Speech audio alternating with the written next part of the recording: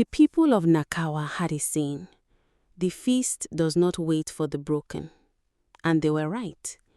Every year, when the season of Kibanja arrived, the whole village packed up, dressed up, and moved. Drums would start before sunrise. The smell of roasted groundnuts and smoked fish would drift through the air as families tied their best fabrics around their waists and called out to their neighbors. Kibanja was not just a feast. It was the event of the year, the great harvest gathering held in the city of Buleme, where every tribe, every tongue, every family came together to celebrate what the land had given them. But this year, 5 people stayed behind. Not because they chose to. Nobody chooses to miss Kibanja. They stayed behind because life had already made that choice for them. Ruth was the first one you would notice. Not because she was loud, but because she was the kind of beautiful that made people uncomfortable. She was tall, with deep brown skin that caught the last light of the evening sun like polished wood. Her braided hair was long, styled in thick goddess braids that fell past her shoulders, threaded with gold rings her late mother had left her. She wore a dress the color of burnt orange, vibrant, stunning, but she wore it the way someone wears something they no longer believe they deserve. She was 24 years old and had never finished anything she started. Not school, not the small fabric business she tried to open 2 years ago, not the relationship that everyone in Nakawa had said was her last chance at something good. Ruth had a voice, deep, warm, the kind of voice that made people stop talking when she entered a room. But she never used it for anything that mattered. Every time she opened her mouth to say something important, something real, the words would dissolve before they reached her lips. She would smile instead, nod, step back. She had been stepping back her whole life. Her younger sister had left for Buleme 3 days earlier with her aunt. They had not invited Ruth, not out of cruelty, just out of habit. Ruth was the one who stayed. Ruth was the one who managed. Ruth was the one who would be fine. She was sitting on the wooden bench outside her family's compound when she first saw Tendo walking down the road with nowhere to go. Tendo was the kind of man mothers pointed at, but not anymore. 2 years ago, he had been the most talked about young trader in Nakawa. Handsome in a way that felt almost unfair, sharp jaw, broad shoulders, skin the color of dark honey, always dressed in crisp Ankara prints that he sourced himself from suppliers in Buleme. He started a textile business at 26 that everyone said would make him rich before 30. It did not make him rich. It made him famous for the wrong reasons. The collapse had been public and humiliating. A bad deal, a partner who vanished with the capital, and a loan from the village cooperative that he could not repay. The details had spread through Nakawa like fire spreads through dry grass, fast, hungry, and leaving nothing standing. People who borrowed his name to impress others suddenly forgot they knew him. The woman he was going to marry left quietly, without a fight, which was somehow worse than if she had screamed. Now Tendo walked with his hands in his pockets and his eyes slightly down. Not broken, but bent, like something that had taken too much weight for too long. He had planned to go to Kibanja alone, stand at the back of the crowd, eat, watch, disappear. But when he reached the junction where the roads split, one path to Buleme, one path back into the village, his legs simply stopped. He stood there for a full minute. Then he turned back. He did not know why. He ended up at the edge of Ruth's compound just as the sun was dropping behind the trees. They did not know each other well. They exchanged the kind of nod that Nakawa people exchange when they recognize each other's pain without naming it. Ruth moved slightly on the bench. Tendo sat at the other end. Neither of them spoke for a long time. Naki arrived next, and she arrived quietly, the only way she knew how. She was small, with a face so delicate, it looked like it had been carved carefully, deliberately. High cheekbones, wide eyes, the color of dark amber, braided cornrows pinned up at the back of her head with bright yellow beads. She wore a green and gold wrapper dress that should have made her look festive. It did not. Her eyes carried something heavy that no outfit could cover. Naki had not spoken in 2 years, not since the night of the accident that took her younger brother. The doctors in Buleme said there was nothing physically wrong with her throat. The silence was not medical. It was grief that had calcified into something permanent, something that lived in her chest and blocked every word before it could form. She communicated with her hands, with her expressions, with the way she tilted her head or pressed her lips together. People in Nakawa had learned to read her mostly, but reading was not the same as hearing, and Naki had stopped believing anyone would ever truly hear her again. She sat on the ground near the compound wall, drew her knees to her chest, and watched the distant lights of Buleme flickering on the horizon. Kofi arrived round the back of the compound, avoiding the main road. He was 28, lean, with close-cut hair and restless hands that never seemed to find a comfortable position. He was not ugly, far from it, but there was something in his face that had dimmed, like a lamp turned down so low you almost missed the flame. 18 months ago, Kofi had run. It was during the land dispute between 2 families at the edge of Nakawa, a fight that turned violent without warning. He was there. He had seen what was happening, and instead of standing, instead of calling for help, instead of doing anything, he had run. A young man from one of the families had been badly hurt that night. Everyone knew Kofi had been there.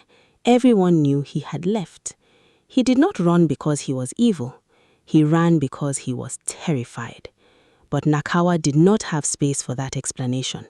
So he carried the word coward on his back every day, like a stone he could not put down. He saw the others near Ruth's compound and almost turned away. Then he stopped, looked at the road to Buleme, looked back at them, and walked over without a word. Zuba was already there when they all arrived, sitting in the corner of the compound near the gate, in the shadows, as if he had been waiting. Nobody quite remembered when Zuba had come to Nakawa. He simply appeared one dry season, rented a small room near the market, and stayed. He was tall, broad, with a calm about him that unsettled people who expected outcasts to look desperate. He dressed simply, always well, but simply. Dark trousers, plain shirts, good shoes. He spoke little. When he did speak, people listened without knowing why. The village had decided he was strange and left him alone. He looked at each of them as they settled into the compound. He did not introduce himself. He did not explain why he was there. He just said, quietly, "Close the gate." Ruth looked at him, then at the others. Then she stood up and closed the gate. The lights of Buleme glittered in the distance. The drums of Kibanja floated faintly through the warm night air. Inside the locked compound, 5 broken people sat in the dark, with nothing to say to each other. Then the wind started. It came from nowhere. No storm, no clouds, just a sound, low and building, like something enormous drawing breath.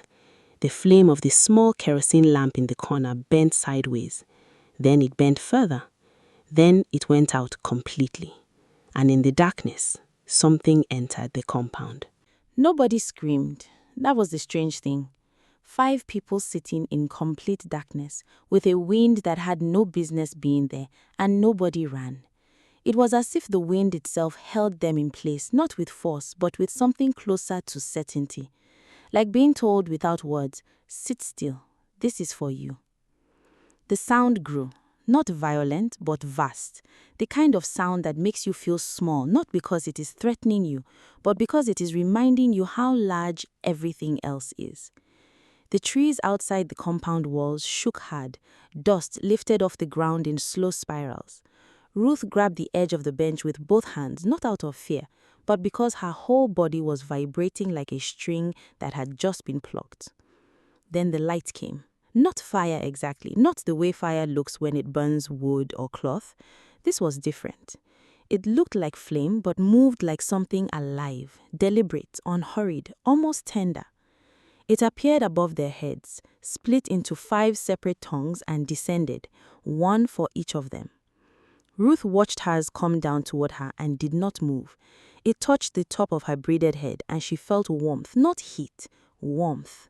The kind that starts in your chest when someone who truly loves you walks into a room. It spread from her head down through her shoulders, her arms, her hands, her feet. And then it lifted. She exhaled. She had not realized she had been holding her breath for 2 years. Naki was the first one to make a sound. It started as a cough, a small involuntary thing, like something dismudged from a place that had been stuck for a very long time. Then it became a breath, a deep one. Then her mouth opened and a word came out, not Luganda, the language she had spoken her whole life, but something else entirely. Clean and fluid, each syllable landing with precision. She was speaking Lugbara, a language from the north of Uganda that she had never studied, never heard at close range, never practiced. She did not know she was speaking it, she just spoke. Her hands flew to her throat, her eyes filled, not with tears of sadness, but with something rawer than that. She spoke again, more words, full and clear, pouring out like water that had been dammed for too long. She laughed, a real laugh, surprised and uncontrolled, and covered her mouth with both hands. Tendo stared at her. Then he opened his own mouth and something came out in a language he did not recognize from himself. It was Runyankole, the language of the western region, spoken fluently, without hesitation, without thought. He stopped, started again. The words kept coming, smooth and unbroken. He pressed both hands to his face and breathed slowly. Kofi stood up. He did not say anything. He did not make sound in a new language or make any sound at all. But the way he stood was different. His shoulders were back. His hands were still for the first time anyone could remember. The restlessness that had lived in his body for 18 months had simply vacated. He looked at the gate, then at the others, and something in his expression said, "I am ready." Whatever that meant, he was ready. Ruth sat very still and felt the last of the warmth leave her fingertips. Then she looked at Zuba. Zuba had not received a tongue of fire. He was sitting exactly where he had been before the wind came, in the same position with the same calm expression. But something about the shadows around him had shifted. Ruth looked at him carefully, the way you look at a painting you have passed 100 times, and suddenly realized contained something you missed. She said, "Who are you?" Her voice came out low and steady, no trembling, no dissolving before the words arrived, just the question, clean and direct. Zuba looked at her for a long moment. Then he said, "I was sent ahead of you to make sure you are all in the same place when it happened." Tendo dropped his hands from his face. "Sent by who?" Zuba did not answer that directly. He said, "There are people in Buleme tonight who are waiting for something they do not have words for yet. Each of you carries something they need to hear. Not a sermon, not a performance, something personal, something that belongs specifically to them." He paused. "You will know what to say when you are standing in front of them." Kofi said, "We don't know anyone in Buleme. You don't need to know them. They will know you." Silence settled over the compound. Outside, the wind had completely stopped. The night was perfectly still. The distant drums of Kibanja drifted through the air, slower now, deeper, as if the feast itself was holding its breath. Ruth stood up. She smoothed her burnt orange dress, adjusted the gold rings threaded through her braids, and looked at the gate. She said, "Then we should go." Nobody argued. They walked the road to Buleme in the dark, 5 of them in a line, and not one of them felt afraid. That alone was remarkable. This was the same road Tendo had stood on hours earlier and turned back from. This was the same journey Kofi had avoided for 18 months. This was the same city where Naki had last spoken before going silent. But the road felt different now, shorter, like it was meeting them halfway. Buleme was alive. The city's harvest grounds were lit with hundreds of lanterns strung between tall poles, casting everything in warm amber and gold. Vendors lined the paths, selling suya, roasted maize, fresh-cut pineapple, and palm wine in clay cups. Women moved through the crowd in sweeping dresses of purple, green, crimson, and cobalt. Braided wigs stacked high and elegant, adorned with beads and fabric flowers. Men in rich Ankara suits laughed loudly and slapped each other's backs. Children darted between adult legs, chasing each other with lit sparklers. It was beautiful, loud, overwhelming. and the moment Ruth stepped into the crowd, a woman she had never seen grabbed her arm. The woman was middle-aged, well-dressed, with red-rimmed eyes that said she had been crying recently, despite the celebration around her. She looked at Ruth with an expression that made no sense, recognition, confusion, and relief all at once. She said in Runyankole, "How did you know my daughter's name?" Ruth opened her mouth, and words came in Runyankole, fluent and warm, words she had not prepared, had not rehearsed, had not known she carried. She spoke them anyway, and with every word, the woman in front of her crumbled, not in grief, but in the particular way people crumble when something they stopped believing in suddenly turns out to be real. Across the crowd, Naki had found someone too, and Tendo and Kofi. People began to stop walking, to turn, to listen. Then the lanterns near the main stage flickered, and Chief Sekito stepped forward from the crowd with 4 guards at his sides and fury in his eyes. If you are enjoying this story, go ahead and subscribe. There is still so much more to come. He pointed at Ruth and said loud enough for the nearest 100 people to hear, "Seize them. These 5 are practicing witchcraft in the middle of our feast." The crowd went dangerously quiet. Ruth did not move. The crowd did not move. That was what Sekito had not expected. He had given the order loudly, clearly, in front of hundreds of people who had always obeyed him without question. But tonight, nobody moved. Not the guards, not the crowd.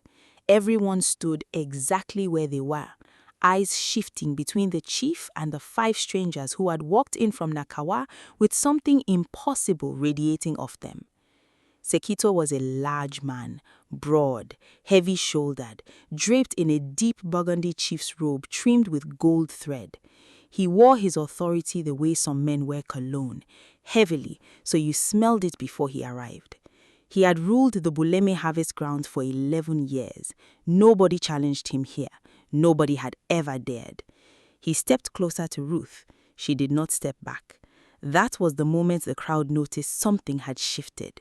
Ruth, this quiet, overlooked girl from Nakawa, in her burnt orange dress and her goddess braids, was standing in the middle of the Kibanja feast looking at the most powerful man in Buleme the way you look at something that no longer frightens you. Sekito lowered his voice so only she could hear. "I don't know what trick you are running, girl, but I will not let you turn my people against me." Ruth looked at him for a long moment. Then she said quietly, "This was never about you." He blinked. It was a small thing, a tiny crack in the surface, but the people standing closest saw it. One of Sekito's guards, a young man, no older than 22, with a ceremonial spear in his hand, had been watching Naki from the moment they arrived. Not with suspicion, with something else entirely. His name was Baraka, and 2 years ago his sister had gone mute after a trauma that tore his family apart. He had spent those 2 years watching his mother pray over an empty chair at the dinner table. Naki walked toward him now, ignoring the spear, ignoring the uniform, ignoring everything except the expression on his face that said he already knew something was happening that he could not explain. She stopped in front of him and spoke in Lugbara, his home language, the language his grandmother had sung to him as a child, and what she said made the spear drop from his hand. He did not pick it up. The 3 remaining guards looked at each other, then at Sekito, then at the crowd that was pressing closer now, not in aggression, but in hunger, the way people pressed toward warmth when they had been cold for a very long time. Tendo had found a young trader in the crowd, a boy of 19 who had just made the same catastrophic mistake Tendo had made 2 years ago. Bad deal, vanished partner, borrowed money. The boy was at Kibanja because he did not know what else to do, where else to go. Tendo sat with him on the ground right there, in the middle of the feast, not standing over him, not preaching down at him, just sitting beside him, the way you sit beside someone when you want them to know they are not alone. He spoke to him in a low voice. The boy stared at the ground and nodded slowly. Then his shoulders dropped, not in defeat, but in relief, the particular relief of someone who has been carrying something alone and has just been told they don't have to anymore. Kofi had walked to the edge of the feast grounds where a group of young men stood apart from the celebration, the kind of young men who show up to things but never fully enter them. He knew that posture. He had worn it for 18 months. He stood in front of them and did not give a speech. He just told them what happened the night he ran. All of it. The fear, the shame, the silence that followed. He told it plainly, without decoration, and one by one, the young men stopped looking at the ground and started looking at him. Sekito turned to the crowd and raised his voice again. These people came here without invitation, without permission. They are disrupting the feast of Kibanja, and I will not let her speak. The voice came from somewhere in the middle of the crowd. An older woman, grey-haired, wrapped in deep indigo fabric, with a kind of face that has seen enough of life to no longer be impressed by authority. She said it again, louder. Let her speak. Others joined. Not a riot, nothing violent or chaotic, just a steady growing murmur that became a wave, and the wave had one direction. Sekito looked around him, at his guards, one of whom had picked up a child who had wandered too close and was now holding her gently, spear forgotten on the ground. At the crowd that had been his for 11 years and was looking at him tonight with something new in their eyes. Not hatred, not rebellion, just a quiet refusal to pretend they had not seen what they had seen. He stepped back. Ruth stepped forward. She stood in the open space at the center of the harvest grounds with lantern light falling across her face and her braids catching the gold of it. And she looked out to hundreds of faces, strangers, every single one. And for the first time in her life, the words did not dissolve. She spoke in Luganda first, then in Runyankole, then in a dialect from the eastern region that she had no business knowing. And somehow, across the crowd, everyone heard her in the language that sat closest to their heart. She did not preach, she did not perform. She told the truth the way truth sounds when someone has stopped being afraid of it. She talked about being left behind, about silence that goes on so long you forget you ever had a voice, about running from things and spending years running out yourself instead, about fire that comes not for the qualified, the celebrated, the chosen looking, but for the forgotten, the ones sitting in locked compounds while everyone else goes to the feast. She said, the fire does not come to those who are ready. It comes to those who are still. The harvest grounds were completely silent. 3,000 people standing under amber lanterns, not one of them moving. Every one of them feeling something they would spend years trying to describe to people who were not there that night. Then someone began to weep. Then someone else. Not in sadness, in the way people weep when something they stopped believing in walks back into the room and sits down beside them. Sekito did not order anyone arrested that night. He stood at the edge of the crowd for a long time after Ruth finished speaking. His robe felt heavier than usual. His title felt smaller. He was not a bad man. That was the complicated truth about him. He was a man who had confused control with purpose for so long that he had forgotten there was a difference. He went home before the feast ended and sat alone in his large house and thought about that for a very long time. Ruth walked back to Nakawa before sunrise. She walked alone. Tendo, Naki, Kofi, and Zuba had each gone their different directions without ceremony, without a formal goodbye. There was no need for one. What had happened between them was not the kind of thing you summarize at a gate. The road home was quiet and cool. The lanterns of Buleme faded behind her. Nakawa was still sleeping when she arrived. The same compound, the same wooden bench, the same small life she had left behind the night before. Nothing had changed, and yet everything was different. She sat on the bench and looked at her hands, the same hands that had gripped the bench in that dark compound while the wind came. She thought about the woman who had grabbed her arm in the crowd, about the words that had come without being summoned, about the warmth that had moved through her from her head to her feet and left behind something she did not yet have a name for.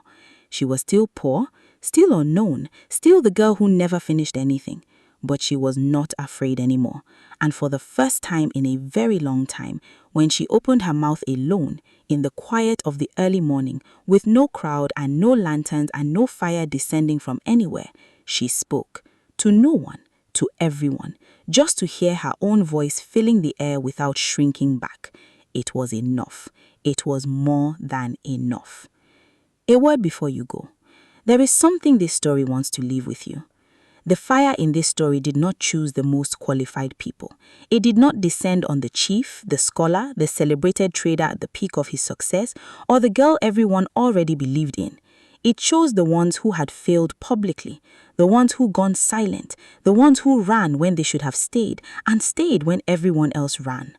That is not an accident. Transformation rarely announces itself with fanfare.